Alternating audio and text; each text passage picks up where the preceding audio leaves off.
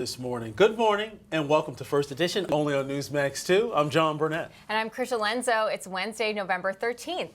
The president-elect keeping a runner's pace, shaping his cabinet and ultimately his new administration. John, I mean, last night I was looking, he kept announcing one after the next Yeah. And it was, in my opinion, this is an all-star cabinet. Just to name a few, we have Secretary of Defense Pete Hegseth, DHS Kristi Noem, NSA Mike Waltz, CIA, that's a new one, John Radcliffe, as well as DOGE, Office of Efficiency with Vivek and Elon. Yeah, so let's discuss it all with our political panel. We have Melanie Collette. She's a former vice chair for the New Jersey Federation of Republican Women and the host of Money Talk with Melanie. And we have Theron Bond. She's a Democratic strategist. Welcome back to First Edition. Thank you for having me. Yeah, great to see you both. So as mentioned, President-elect Trump making a victorious return to Washington today, back where he belongs on the heels of his big win. As we've been telling you, he's meeting with President Biden and other GOP leaders as we inch closer to Inauguration Day. There's a beautiful shot of the White House right there. Melanie, what are you expecting will come out of this meeting? Oh, man, this should be a very exciting meeting. So far, everyone has taken the high road. To be honest, I don't see 47 taking much advice from President Biden on what to do next, or even any of the briefings, just based on the amount of misinformation, to coin one of the liberals' phrases, that we tend to receive from this administration. I think everybody's going to behave themselves. Everybody seems to be playing nice thus far. But to be honest, I don't expect much to come from this meeting that's going to benefit 47. That's fair. That's a fair point. You know, Theron, practically, you might think differently, but practically everything under Biden-Harris didn't go well. And that was clearly articulated at the polls based upon how America voted. But with that said, isn't a meeting like this more so okay as well? So I think depending on which of the financial spectrums you're on depends on how effective Trump's first administration was for you or not, and the same with the Biden-Harris administration. Trump certainly won't be clueless in asking where the bathroom is because he already knows. He's already been there. With referencing what will happen today, I think they're just going to have a gentleman's conversation. I don't think we'll see any sparks happen because of it. If anything, Trump may ask about what he perceives has happened during this administration so that he knows how to twist it and improve it for his administration. Referencing his picks, so far it looks like he's just paying favors back to friends. He mentioned a lot about Vice President Harris's lack of qualifications on the campaign trail, yet a lot of who he seems to be propping up now are just his friends. I can't speak to their qualifications. I mean, one of them was not a fan of dogs and shot a dog. You know, the other ones, they've just put a lot of money into his campaign. So I'm not sure what makes them qualified to hold these positions and help him serve the American people. Well, President Trump's motorcade just left Mar-a-Lago, and he's on his way to Palm Beach International, so he is ready to go. And I don't think he's taken a seat once, Melanie. He's been hard at work, working for everyday Americans. And of course, we just talked about his administration with Theron, but curious to hear your perspective as to these latest picks. Well, I would say that I was really kind of surprised to hear that the feeling was that the people that he's picking were not qualified. I would urge my fellow panelists to pull the bios of some of the picks before we decide that they're not qualified. Pete Hegseth is surely probably the most controversial pick just because he hasn't been in a deep state bureaucrat position, but he has had plenty of military experience and done plenty of research and study. He's also a graduate of Princeton. So I think that he probably is plenty smart enough and has been on the front lines, which is really what you want when you have somebody who's setting policy and making decisions as to whether or not to send someone into war. So I just think that, to say that these people aren't qualified is really kind of maddening, to be honest with you. Pull each and every one of these of his picks, bio and resume, and I think you would see that they're very qualified. But what they are not are deep state hacks that are going to do whatever the deep state says for them to do. And I think that's probably why the left finds them problematic.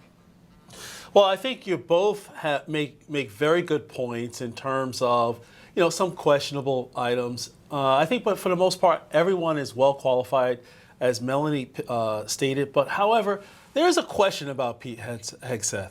I like him personally, but he was a junior officer. And when you're Secretary of Defense, the expectation is you're at the general level, at a 35,000-foot level, not taking off or at the 5,000, 10,000. But that's left up to debate. I wish him well if he's confirmed. But there is word now, Special Counsel Jack Smith plans to step down before Trump takes office. Did that take you by surprise, Theron, or is it what he actually should do? Because why wait to be fired? I'm not sure. I think everyone is hedging their bets. I think when we look at the administration and the folks around him, that will likely just be placeholders and rubber stamp him because they are indeed not all qualified. And I've read their bios and resumes. I'm not surprised. I think people on the other side that are not fans or in Trump's pocket immediately, they are finding their next thing because they're making sure that they can take care of themselves and their families, and whatever that strategy looks like for them is what they are now implementing. Well, I think also a lot of those in the Justice Department are shaking because let's face it, they're draining the swamp. They're putting in people, as you said, Melanie, who are outsiders, who will overhaul a lot of these inefficient government agencies, whether it's, the Justice Department, not necessarily one that we think about, but there needs to be a lot of reform. That's why Donald Trump last night said he's going to create the Department of Government Efficiency with Vivek Ramaswamy and Elon Musk. How important is that right now?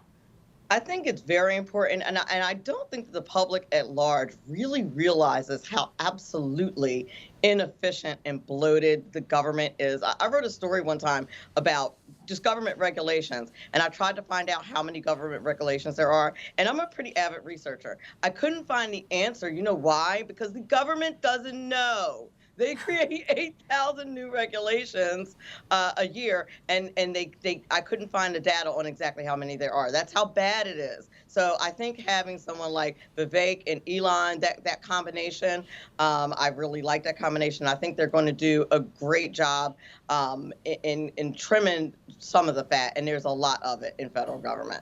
Absolutely. There's so much fat. We're choking on fat in America with $35 trillion in debt. And Theron, Melanie makes a great point with regard to, you need to bring outside people that are experienced and know how to actually know how things should run. But at the same time, you also need people to know how regular day-to-day stuff goes on. And I think that's what President Trump is trying to accomplish here. Because you can't bring about change if you don't bring change agents into the government. Who are the outside people, John? I'd be curious to know. She just mentioned some. Elon's not an outsider because he has government contracts, so he'd have to have some perception of having contracts and working in the government is two separate things. Name me one large corporation that doesn't have a contract with the government. Let's talk about that corporation, one of them being Twitter, or what we now know is X, and he fired half the staff and the others left because they were not fans of how he was running the company. And yes, if you do have a government contract, you have to have an understanding of how government works. And then there's Vivek, who ran for president, so he also has an idea of how government works. Some of these other people are sitting congresspersons and senators. So when we're talking about outsiders, we can talk about somebody who who is friendly with you, but not inside, and knows the inner workings and how to manipulate them in their favor in order to rubber stamp what President-elect Trump is going to do. These are people that we know or are connected to people that we know and hear about every single day in person and in the news. So these are not outsiders. These are people that are insiders that have been lying in wait for their opportunity to rubber stamp everything that President-elect Trump wants to do. You know, I'm looking at Theron Bond's Twitter account. Seems to be working just fine after Elon Musk fired all those people. So you actually just made the point that Elon Musk firing people and things are still working well. You just made that point. Thank you so much. I'm not a fan, and I've always told you that as a Democrat, we have to go where people are, and I go where y'all are at to make sure y'all can get the message. Look, I mean, Twitter was you know what the craziest part about that argument was is that those seem to be the same talking points that were used when the left tried to say that President Trump was unqualified and didn't know anything about the government, and people who were supporting him were like, he has done real estate deals all over the world and is a builder. I think he might know how to navigate government and know how to deal with a few bad guys along the way, being having done so in New York. Those were the arguments that were used to say that he wasn't qualified and wasn't and was an outsider. And now we're saying, oh, well, the people that he picked have government contracts, so they know everything about the government and they're total insiders. I think that's just an ironic talking point. I said they have an idea of what government is and how it runs, and they do. And Trump had zero government experience as an elected official or civil service person before he got elected to the office. But he had contracts with the government. That's why he was so efficient, and that's why he's such a...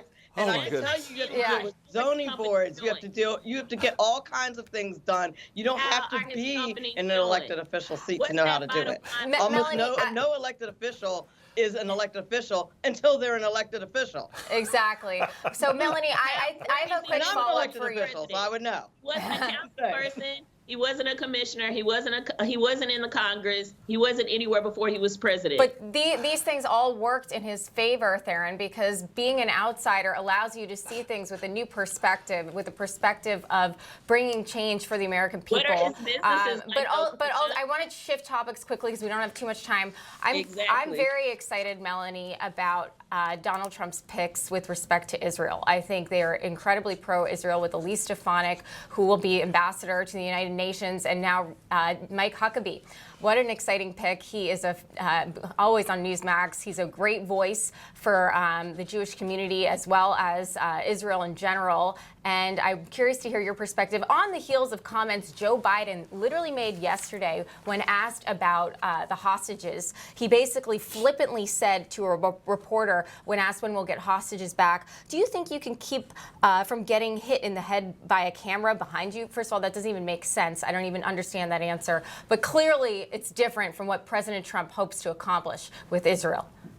It is. I'm sure at top of the list is getting our hostages back, which the Biden-Harris administration doesn't seem to care about very much at all. And there are Americans who are hostages. That should be splashed across the media every single day. The KJP should be talking about it in her pressers, but you hear nothing about those people. So I think that's going to be top of the list. And keeping in mind Israel's position in the world and position spiritually, we know that President Trump does consult clergy and pastors in spiritual direction where it comes to this policy, as he should. So I'm very excited about both of those picks when it comes to Israel. Yeah, and let's not forget, I mean, Mike Huckabee, he's an evangelical. Right. And Christians look at Israel as their holy land as well. Definitely. So they have a spiritual vested interest in the people as well as the land. Any other comments regarding Trump's picks, Theron? Because it seems like you got fired up, and I'm not too sure if you got everything out earlier. So I want to make sure I'm fair. No, 100%. You know, we talked about having the most qualified in these positions. We talked about having unification in this country. That's not what his picks look like. There's zero uniqueness in his selections. Zero. Y'all don't like the word diversity. Y'all don't like the word equity.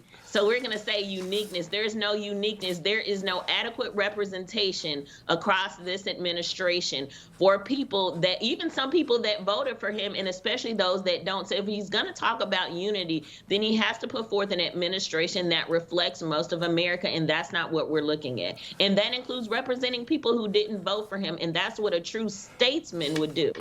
But I think, just like Biden did, really. You know what? And representation. there was Do we black, really there want was white, another there was administration where Hispanic, they say, there "I'm was going to Asian, pick a there was black young, and woman," there was and you old. pick a black woman, making black women look less qualified for these positions? Do we really want to do this again? It was a bad deal. Can a man get a word in here for a 47's not doing second? that. no. Okay. So let me set the record straight here, Theron. Yes. Newsmax is not part of the administration at all. I'm just making a point here. I am tired of Democrats pointing the finger at people on the right for not actually engaging in diversity.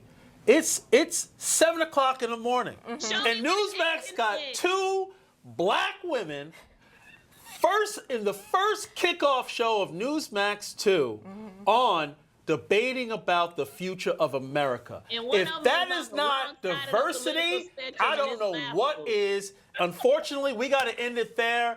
But the way the tally goes, it looks like Melanie 2, Theron 0. But we can't wait to bring you back next week. We'll bring you back. Melanie, Collette, Theron Bond, thank you for joining First Edition. Great to see you both.